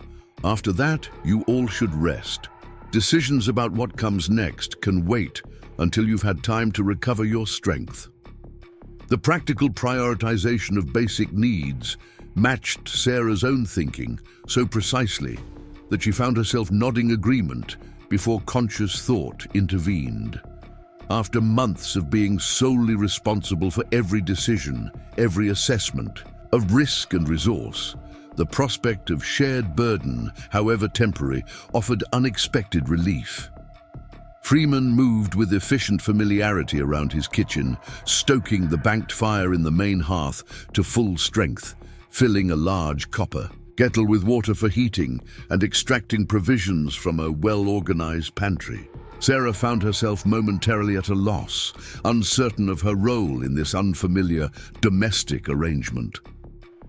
"I can help," she offered, watching him prepare what appeared to be ingredients for a substantial meal. "I'm not helpless, just exhausted from keeping 3 people alive through winter in a cave," Freeman finished matter-of-factly. "Sit, rest. There'll be plenty of work to share once you've recovered your strength." The assessment was accurate enough that Sarah found herself accepting a chair at the heavy oak table, her body suddenly acknowledging months of accumulated fatigue now that immediate survival pressures had eased. From this vantage point, she observed both Freeman's methodical food preparation and her children's continuing exploration of their new environment. Emma had discovered a shelf of books in the main room, her fingers tracing their spines with reverent care. "Mama, look, real books, so many of them." "Mr. Freeman must enjoy reading," Sarah responded, watching her daughter's excitement with a mixture of joy and melancholy. The simple pleasure of books had been among countless normal experiences sacrificed to survival these past months. "My sister's collection, mostly," Freeman explained as he worked. Martha believed everyone should have access to learning regardless of circumstances. Sent new books up here whenever she found something she thought I'd appreciate. The mention of his sister temporarily subdued Emma's enthusiasm. "I'm sorry about Miss Freeman," she said with the direct sincerity unique to children. "She was teaching me about butterflies before the bad men came." Freeman paused briefly in his work, genuine emotion crossing his weathered features before he mastered it. "She mentioned that in her letters," he said gently, "said she had a student with exceptional memory for scientific names. Was that you?" Emma nodded, solemn pride replacing her momentary sadness. "I can remember all the butterfly types she showed us. Monarchs and swallowtails and fritillaries and... Perhaps you could teach me some of them?" Freeman suggested. "I know the plants they prefer, but never learned all their proper names." The simple request transformed Emma's expression, offering her not just distraction, but a meaningful role, becoming a teacher rather than merely a passive recipient of assistance. Sarah recognized the subtle skill in Freeman's approach, providing the child with a sense of agency and value after months of dependency. Joshua, meanwhile, had gravitated toward the workshop visible through a side window. Freeman noticed his interest and extended an unexpected invitation. "After we eat, I could show you my tools if you'd like. Always need an extra pair of hands for some projects." The boy's face lit with genuine enthusiasm for the first time in months. "Really? Pa was teaching me woodworking before," he faltered briefly. "I helped him make a chair once. Could use help with some chairs myself," Freeman replied easily, letting the painful memory pass without forcing acknowledgement. "Springs when I usually catch up on indoor projects before planting season demands attention." Within an hour, Freeman had produced a meal that seemed miraculous after their months of desperate subsistence. Venison stew, rich with preserved vegetables, cornbread baked in a cast-iron skillet nestled among hearth coals, and even applesauce sweetened with honey from his own beehives. The children ate with a combination of desperate hunger and wide-eyed appreciation, while Sarah found herself struggling to finish even a modest portion, her stomach having contracted during months of systematic self-deprivation to ensure her Children received adequate nutrition.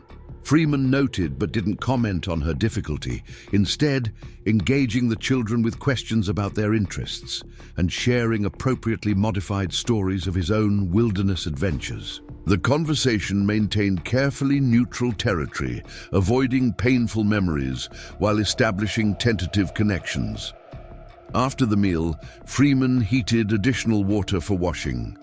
The luxury of proper cleaning with actual soap nearly undid Sarah's composure entirely. Months of making do with cold water rinses and improvised sand scrubbing had left them all in a state of grimminess that only became fully apparent when contrasted with the possibility of actual cleanliness.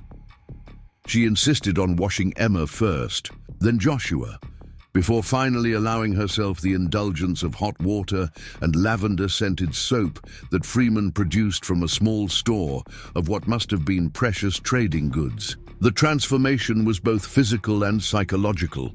Each layer of grime removed seemed to carry away some weight of their ordeal, revealing glimpses of their pre-massacre selves beneath the hardened survival persona they had adopted. Clean clothing presented another challenge, their few garments having deteriorated dramatically during months of constant wear and inadequate washing facilities. Freeman solved this dilemma with practical efficiency, producing a trunk containing what were clearly his late sister's belongings. "Martha was about your size," he told Sarah, opening the cedar chest with obvious emotion beneath his controlled exterior. "She would have wanted these used, rather than sitting here gathering dust." The simple dresses and undergarments, while old-fashioned and faded from multiple washings, represented unimaginable luxury after months in increasingly ragged clothing.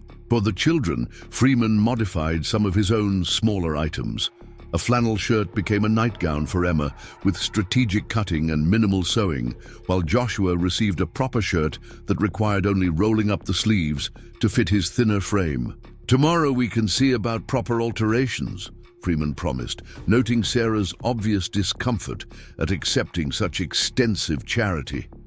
"Consider it lending, not giving, if that sits easier.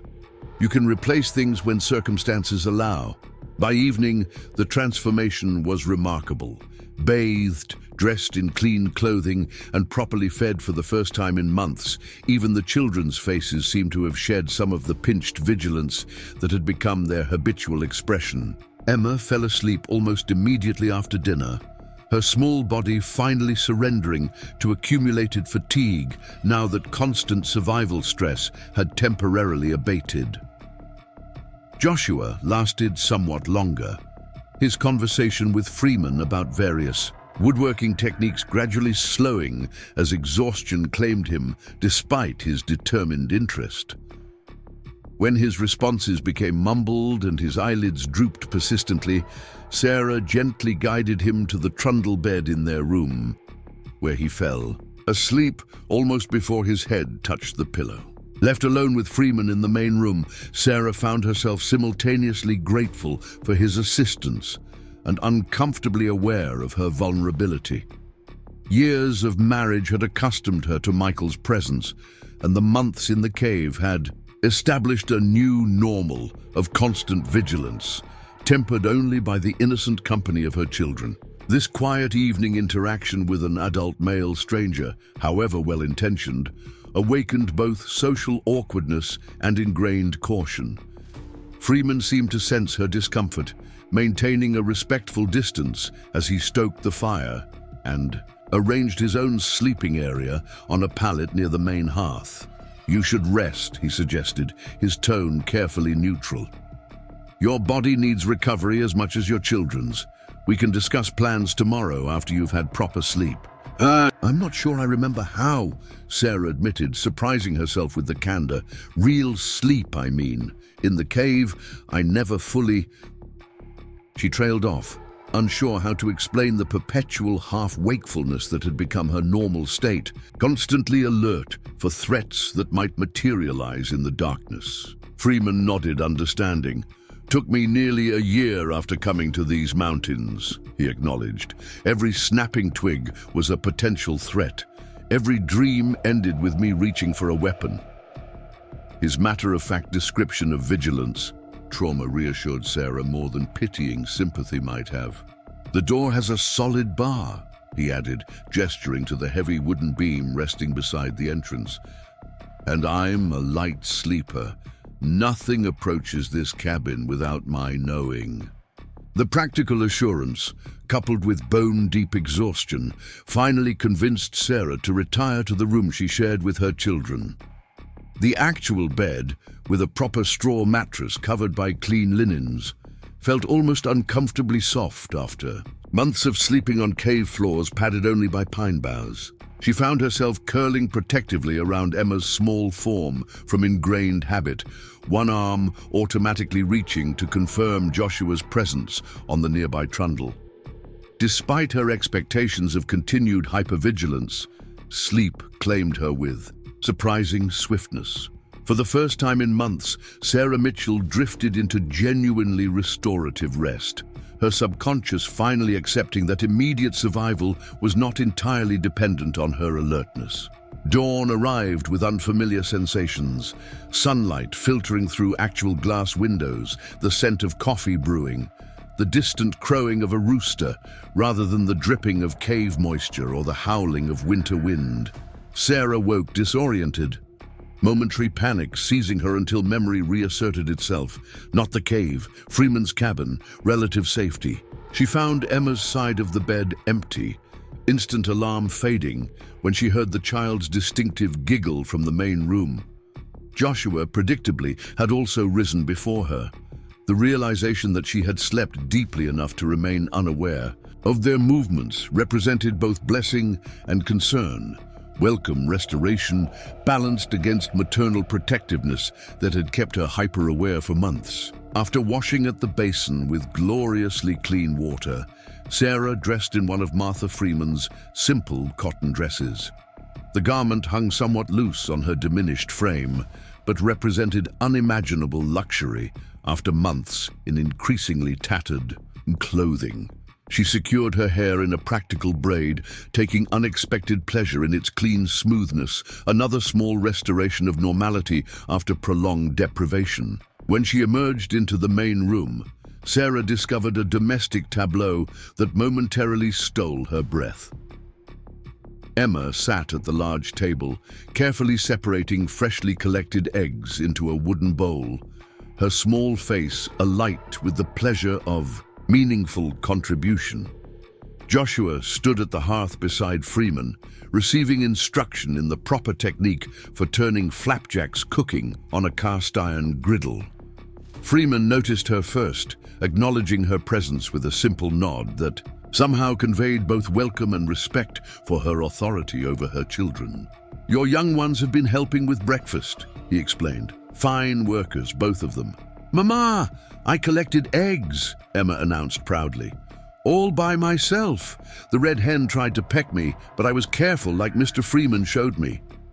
"I can see that," Sarah responded, making her way to the table on legs that felt surprisingly unsteady. The night's proper rest had somehow heightened rather than diminished her awareness of accumulated exhaustion. "What a wonderful help you've been." Joshua turned from the hearth, a rare smile transforming his serious face. "Mr. Freeman's teaching me to cook flapjacks," he reported, his tone suggesting this skill ranked alongside advanced mathematics in impressiveness. "We're using real maple syrup," he collected himself. Such simple pleasures, collecting eggs, cooking breakfast, the prospect of sweetened food had become extraordinary luxuries. Sarah felt momentarily overwhelmed by the contrast between their current circumstances and the desperate survival of just days earlier. Freeman, noting her emotional response, tactfully redirected attention to practical matters. "Coffee's ready," he announced, bringing a steaming mug to the table. "Figured you could use it strong after months of pine needle tea." The thoughtful consideration, remembering her passing mention of their makeshift beverages, touched Sarah unexpectedly. The coffee itself, real coffee with actual sugar available for sweetening, tasted almost overwhelmingly rich after months of foraged substitutes. Breakfast proved equally revelatory: flapjacks with maple syrup, fresh eggs, and even strips of bacon from Freeman's smokehouse. The children ate with the enthusiasm of the recently famished, while Sarah found herself again limited by a stomach unaccustomed to such richness and volume after months of systematic self-deprivation. "Need to go slowly," Freeman advised, noting her difficulty.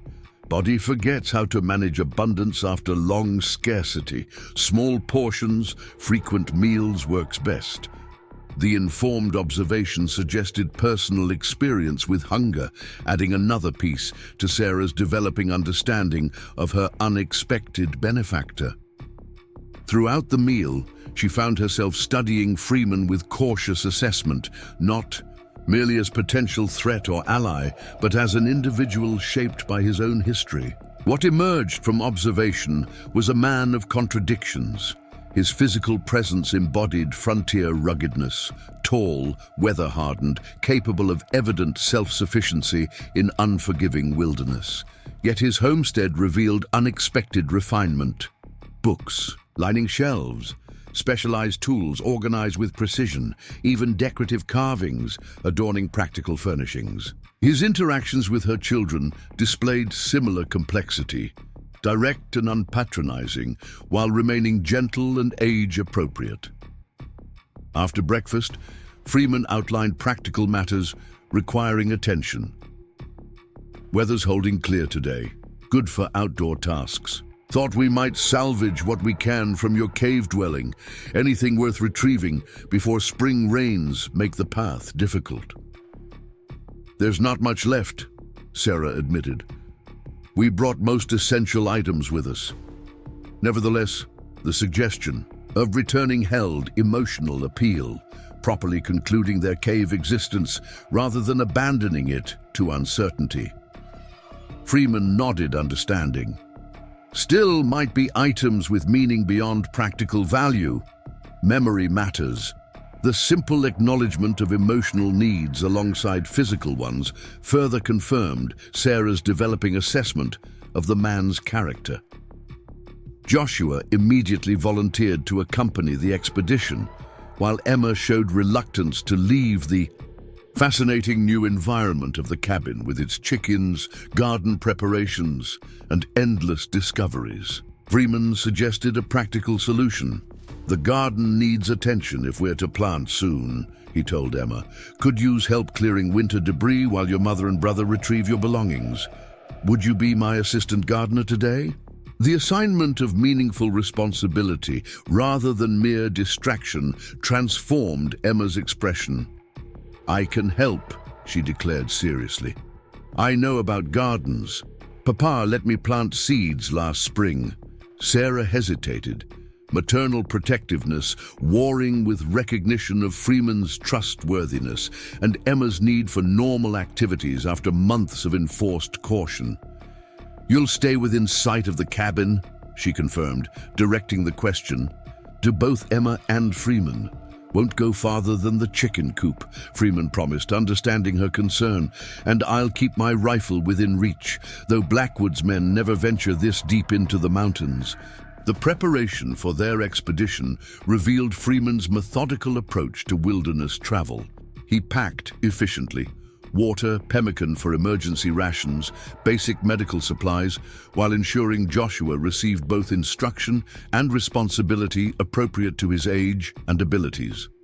"You carry the small pack," he told the boy, providing a child-sized haversack containing light but important items. "Every member of a traveling party has duties. Your job is keeping track of our water and watching for useful plants along the trail." Sarah recognized the technique, giving children genuine responsibility while ensuring tasks remained manageable, and approved his approach. Michael had employed similar methods, believing children learned confidence through appropriate challenges rather than overprotection. They departed mid-morning, leaving Emma contentedly sorting garden seeds under the watchful eye of Freeman's elderly but alert hound, who had returned from some independent patrol of the property boundaries. The journey to the cave progressed, significantly faster than their original trek to the cabin, partly from improved physical condition after proper food and rest, partly from Freeman's knowledge of more direct paths through the mountain terrain. Throughout their hike, Freeman maintained an educational approach with Joshua, pointing out early spring growth, explaining weather indicators, and demonstrating tracking techniques appropriate to the boy's developing skills.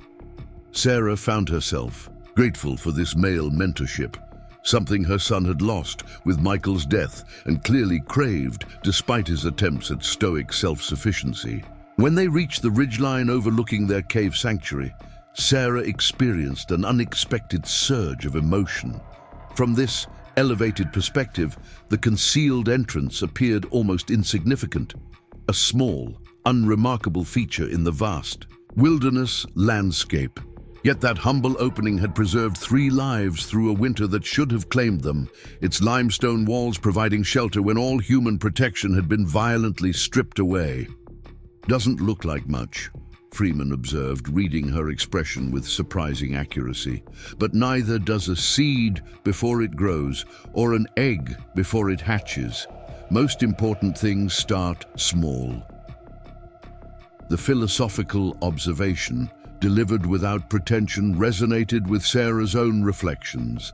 Their survival, initially a matter of desperate flight and improvisation, had gradually transformed into something more profound, a testament to human resilience and the fierce determination of maternal protection.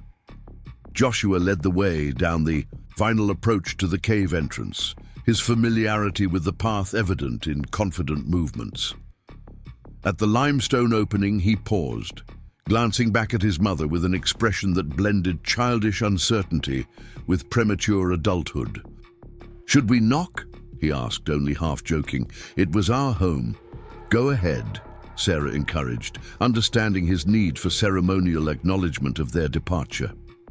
The boy rapped his knuckles against the stone entrance with formal politeness. Before ducking into the familiar passage, Freeman remained outside, respecting their private farewell to the shelter that had preserved their lives. Inside, the cave appeared simultaneously familiar and strange, the dimensions unchanged, yet somehow diminished after experiencing the relative spaciousness of Freeman's cabin.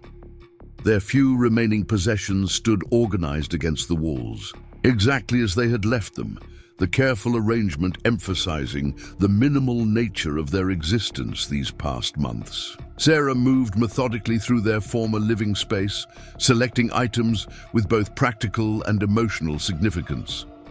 Michael's Bible with family records inscribed on the flyleaf. Emma's small collection of pretty stones and feathers gathered during carefully supervised excursions outside. The crude wooden soldier Joshua had carved during long winter evenings, attempting to recreate a toy left behind during their flight from Willow Creek. While Sarah assembled these memory tokens, Joshua examined the chamber with archaeological interest, as if already transforming their immediate past into historical perspective. "The fire pit worked really well," he observed, studying the stone arrangement with critical assessment. "Never smoked too much, even in the worst weather." "Your father would have been proud of how you maintained it," Sarah told him, remembering how Joshua had taken responsibility for fire management throughout their cave existence, preserving their most essential survival resource with dedication beyond his years. Their gleaning complete, Sarah surveyed the limestone chamber one final time, committing details to memory. The natural alcove where Emma had arranged her few treasures, the smooth section of wall where Joshua had practiced knife skills by carving. Increasingly complex designs, the small natural basin where they had collected dripping water during storms. "Thank you," she whispered to the silent stone, the simple words encompassing gratitude for shelter, for preservation, for mute witness to their endurance through circumstances that should have destroyed them. Then, with Joshua carrying their small collection of salvaged possessions. They emerged into spring sunlight, simultaneously concluding one chapter of their journey and acknowledging the uncertain path ahead. Freeman waited patiently, maintaining respectful distance from their private ceremony of departure. When they rejoined him on the trail leading away from the cave, he inquired about their collection with genuine interest, rather than judgment, of the seemingly insignificant items they had deemed worth preserving. "Emma will be pleased you remembered her stone collection," he commented, noting the small leather pouch among their salvaged possessions. "She mentioned it this morning, worried the cave fairies might be lonely without someone to appreciate their sparkly gifts." The childish concern, reported without condescension, highlighted Emma's resilient imagination, her ability to create wonder even within desperate circumstances. Sarah felt renewed appreciation for this quality in her daughter, a psychological resource as valuable as any physical skill in the aftermath of trauma. Their return journey to the cabin incorporated instruction with practical gathering. Freeman identified early spring plants worth harvesting, tender greens, medicinal roots, even tree bark, useful for treating specific ailments. The educational approach engaged Joshua while providing Sarah with knowledge that might prove essential if circumstances again forced them into self-reliance. "Always best knowing how to manage independently," Freeman explained as he demonstrated proper harvesting technique for early morel mushrooms. Even when help's available, self-sufficiency builds confidence. The philosophy aligned with Sarah's own developing perspective. Their months of isolated survival had fundamentally transformed her relationship with wilderness, from fearful adversary to complex partner that provided sustenance alongside challenge. Freeman's approach to mountain living represented a more balanced integration than their desperate improvisation, but shared the fundamental recognition of natural systems as worthy of respect rather than mere conquest. When they crested the final ridge overlooking Freeman's homestead, a peaceful domestic scene greeted them. Emma knelt in the garden plot beside a tall framework of sticks, carefully arranging pea seeds along its base under the watchful eye of the old hound, who lay nearby with alert vigilance despite apparent relaxation. "Your girl's a natural gardener," Freeman observed. "Asked smart questions about soil and growing conditions, has good instincts for someone her age." The simple praise, delivered without patronizing exaggeration, warmed Sarah unexpectedly. After months focused exclusively on immediate survival, the prospect of Emma developing normal childhood interests and skills seemed almost miraculous, a restoration of possibilities beyond mere continued existence. Their arrival triggered immediate excitement as Emma abandoned her gardening to inspect their retrieved treasures. Her joy at recovering her stone collection and small carved animals transformed her face, revealing the carefree child who had existed before violence and deprivation had imposed premature solemnity. "Look what else we found," Joshua told his sister, proudly producing a jay feather with distinctive blue markings. "It was just outside the cave entrance. Mr. Freeman says it's good luck when birds leave feathers where you can find them." By the small interaction between siblings, sharing discoveries, exchanging simple gifts, represented another restoration of normality that threat and isolated survival had temporarily suspended. Sarah watched their animated conversation with complicated emotion, joy at witnessing childhood resilience, sorrow for all they had endured, determination that they should reclaim natural development despite circumstances that had interrupted it. Freeman allowed the children their reunion moment before suggesting practical next steps.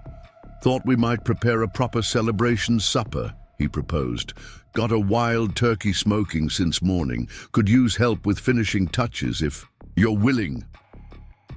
The collaborative meal preparation that followed created another milestone in their gradual reintegration into normal human patterns. Emma proudly demonstrated skills acquired during their morning separation, knowledge of which garden herbs complemented specific dishes, proper techniques for washing vegetables, even improved expertise in egg collection from initially reluctant hens. Joshua similarly shared discoveries from their cave expedition, his developmental need for competency validation evident in careful recitation of wilderness information Freeman had provided during their journey. Sarah recognized her children's psychological healing beginning alongside physical recovery, their capacity for joy and learning reasserting itself as basic security needs received proper fulfillment. The resulting meal transformed from simple sustenance into ceremonial acknowledgement of transition. Freeman contributed his finest preserves, honey from his own beehives, and even a carefully hoarded portion of dried apples transformed into a simple but delicious dessert. The abundance represented not merely physical nourishment, but symbolic welcome, incorporation into a human community after months of isolated survival. As evening approached, Sarah observed her children's gradual surrender to healthy exhaustion, the productive fatigue of normal activity rather than desperate survival labor. Emma curled against her side on Freeman's handcrafted bench, while Joshua struggled to maintain alertness during Freeman's fascinating explanation of regional wildlife patterns. When their eyelids grew heavy beyond resistance, Sarah guided them to bed, their transition to sleep occurring with unprecedented ease after a day filled with security and purposeful engagement. Returning to the main room, Sarah found Freeman banking the fire for overnight warmth, his movements efficient without being hurried. The domesticity of the scene struck her with unexpected poignancy. So ordinary, yet extraordinary after months when simple comfort remained unattainable luxury. "They're settling in well," Freeman observed, straightening from the hearth. "Children adapt faster than adults. It's their gift." He gestured toward a chair near the fire's warmth. "Thought you might want to discuss next steps, now that immediate needs are addressed." The invitation acknowledged her authority without pressuring specific decisions, another indication of Freeman's respectful approach to their developing alliance. Sarah accepted the seat gratefully, her body still adjusting to improved circumstances through persistent reminders of accumulated hardship. "I've been considering options," she began carefully. "My sister Catherine lives in Charleston. She's our closest remaining family. Before everything happened, that was our destination if conditions at Willow Creek proved unfavorable." Freeman nodded, understanding. "Solid plan. Charleston's 4 days' journey with children walking, less if we could arrange transportation for part of the distance." His matter-of-fact inclusion of himself in potential travel arrangements went unremarked, but noted by Sarah. Spring makes mountain passes more navigable, though some early flooding might complicate river crossings. The practical assessment, focused on logistics rather than emotional complications, allowed Sarah to consider their situation with similar objectivity. "The children need stability," she continued. "Proper schooling, normal interactions, routine, without constant fear. Catherine could provide that, at least temporarily." "And longer term?" Freeman asked, his tone neutral rather than presumptuous. Sarah sighed, facing the question she had deliberately avoided during months of simple survival focus. "I don't know," she admitted. "Michael and I had savings, but they were in Willow Creek's bank. Our homestead claim documents were lost in the fire. Catherine has limited resources herself, a small boarding house she manages since her husband died. She could accommodate us temporarily, but permanent arrangements would require independent means." The stark economic reality of widowhood with dependent children in frontier America hung unspoken between them. Without male protection, or financial resources. Sarah's options narrowed dramatically, despite her proven capability during months of wilderness survival. Freeman considered this silently, his expression thoughtful rather than pitying. Before making permanent decisions, he suggested finally, might be worth resolving the Blackwood situation. If your testimony could help bring him to justice, there might be compensation available. Reward money's been posted by several communities he's terrorized, plus potential recovery of stolen property. The practical approach to justice, linking moral resolution with tangible resources, appealed to Sarah's developing pragmatism. You mentioned a federal marshal investigating corruption, she recalled. Thomas Wilson. How would we contact him without exposing ourselves to potential retaliation from Blackwood or his political allies? Wilson periodically visits Cumberland Creek settlement, Freeman explained. Trading post there serves as message drop for his informants, owners trustworthy, lost family to Blackwood's gang last year. I could send word requesting meeting in neutral territory, arrange proper security precautions. The methodical approach reassured Sarah, suggesting Freeman had considered practical protections rather than merely abstract justice. Still, introducing her children to potential danger after their narrow escape required careful deliberation. The children would remain here, Freeman continued, anticipating her concern. My nearest neighbor, Widow Thompson, occasionally watches the place when I'm traveling. Trustworthy woman, good with young ones. Place is remote enough that Blackwood's men never venture here, and Mrs. Thompson's sons patrol regularly. No love lost between them and Blackwood after losing their father to his gang. The proposed arrangement addressed immediate security concerns while acknowledging the necessity of Sarah's testimony. Still, maternal caution prevailed against immediate decision. I'd need to meet this Mrs. Thompson before considering leaving my children, she stated firmly, and understand exactly what testimony would involve, what protections Marshal Wilson could provide afterward.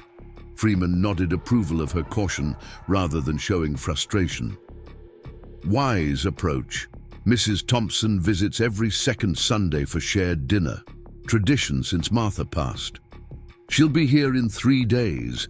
As for Wilson, I can request information without committing your participation. First steps establishing contact safely. The measured progress, gathering information before irreversible decisions, matched Sarah's own developing philosophy of calculated risk assessment. Their months in the cave had taught brutal lessons about survival, requiring both immediate action and long-term planning, balancing immediate security against future possibilities. There's something else to consider, Freeman added after a thoughtful pause. Your witness testimony has value beyond potential reward money. It links Blackwood directly to Representative Holloway, potentially exposing corruption reaching territorial government. People with power might prefer that connection remain unexposed. The implication clarified Sarah's persistent danger in ways that transcended immediate physical threats.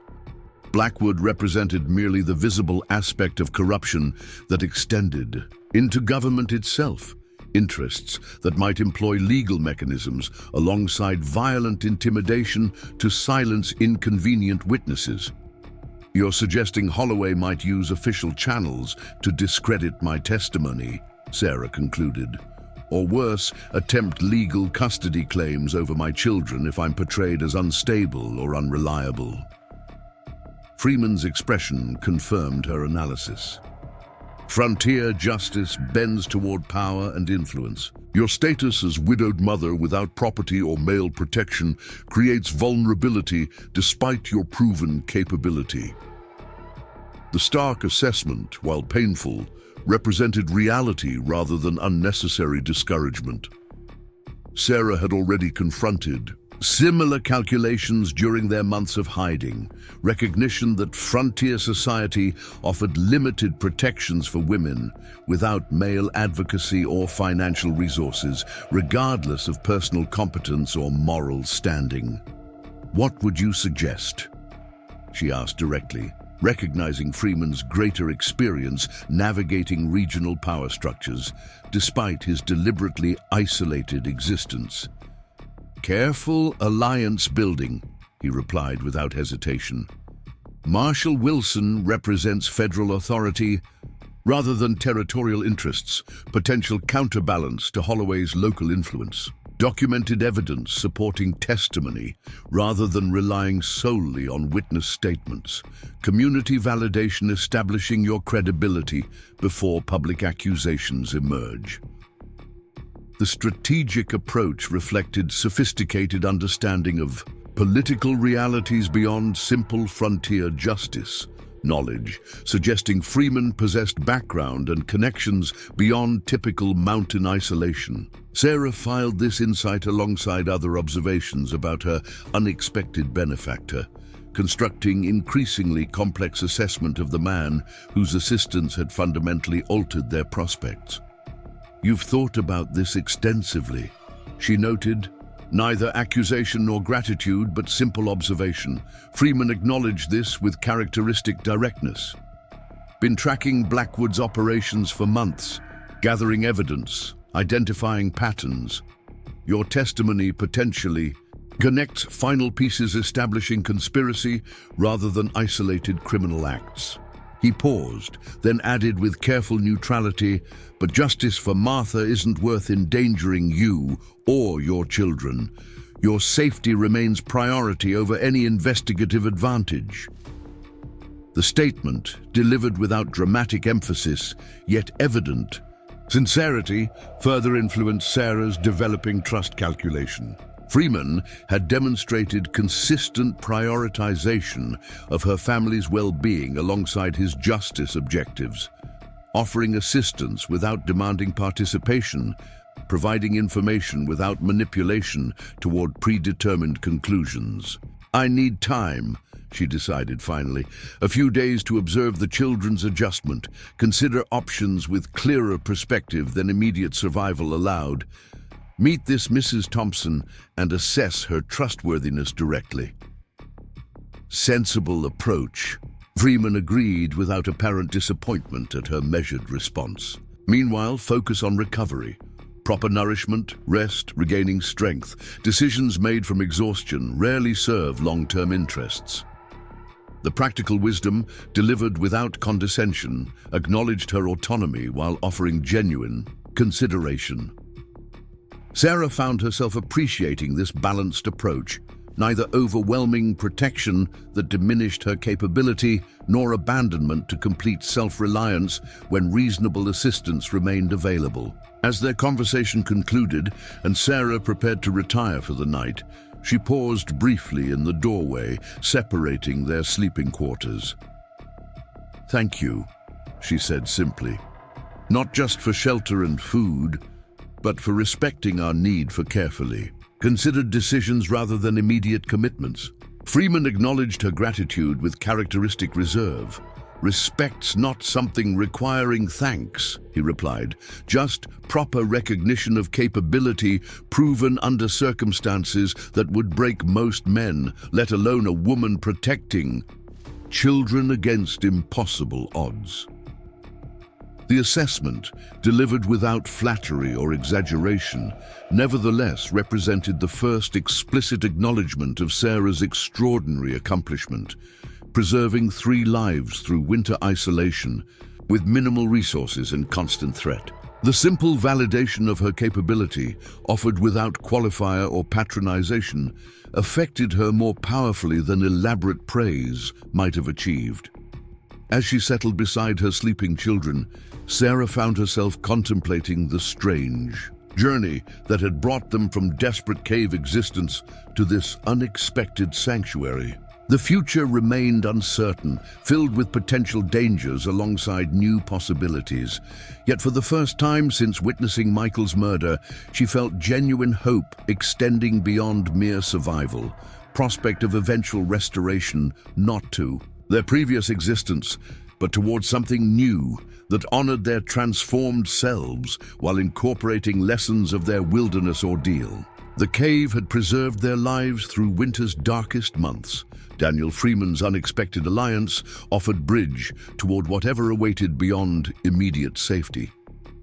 Between those established points lay unmapped territory requiring careful navigation, decisions balancing justice against security, truth against strategic caution, independence against necessary alliance. Sarah Mitchell drifted toward sleep with greater peace than she had known in months, her children's steady breathing providing familiar comfort within unfamiliar surroundings. Tomorrow would bring its own challenges and decisions. For tonight, she allowed herself the luxury of rest without constant vigilance, gathering strength for whatever path spring's unexpected developments might eventually reveal. Up next, you've got two more standout stories right on your screen. If this one hit the mark, you won't want to pass these up. Just click and check them out.